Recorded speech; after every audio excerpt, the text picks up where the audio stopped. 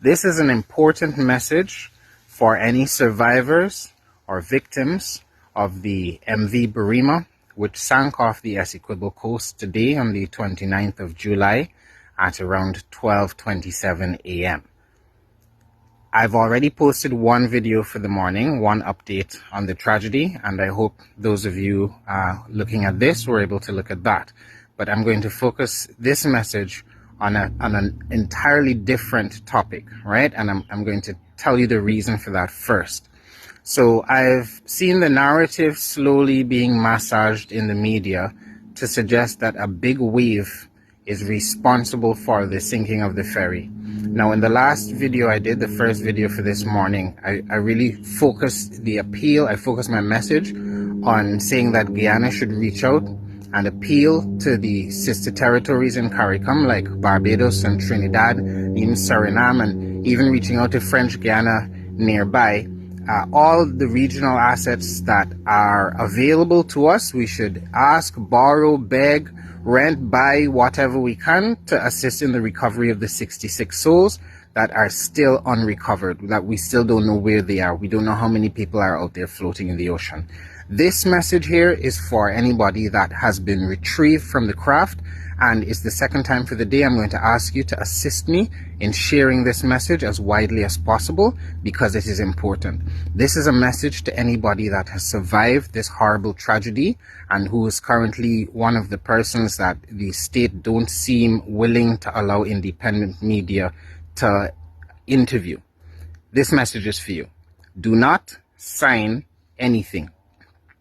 Do not sign a single piece of paper that anyone from the government gives to you unless you've been consulted by a lawyer, your own lawyer. Do not sign anything. And I'm saying this because I'm seeing this narrative being introduced about a big wave, and VPAC is already in possession of a lot of information concerning what has actually happened.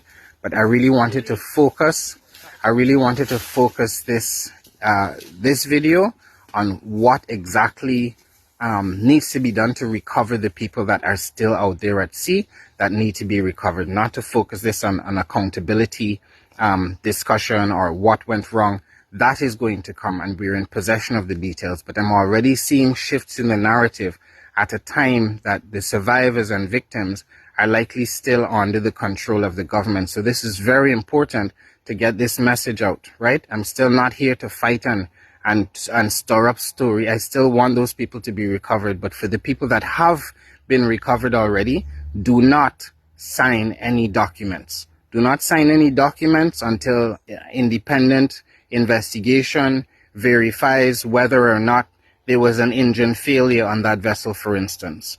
Do not sign anything.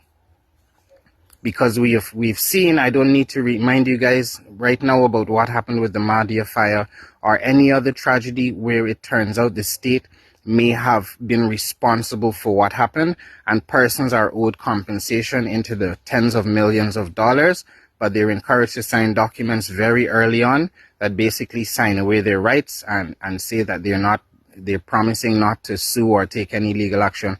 No investigation has been concluded. Up to this point, we don't know all the details of what happened. That is all I want to say. So if you know of a survivor, you know of a family member of a survivor, this is a time of great grief and tragedy because we don't know what's happened to the people that are still out there, and we need to conduct a search for them. That's the most pressing issue. But for the people that have been recovered and retrieved, you get the message out there. Help me get the message out to these people. Do not sign a single piece of paper that the government presents to them. Not a single piece. Mark my words.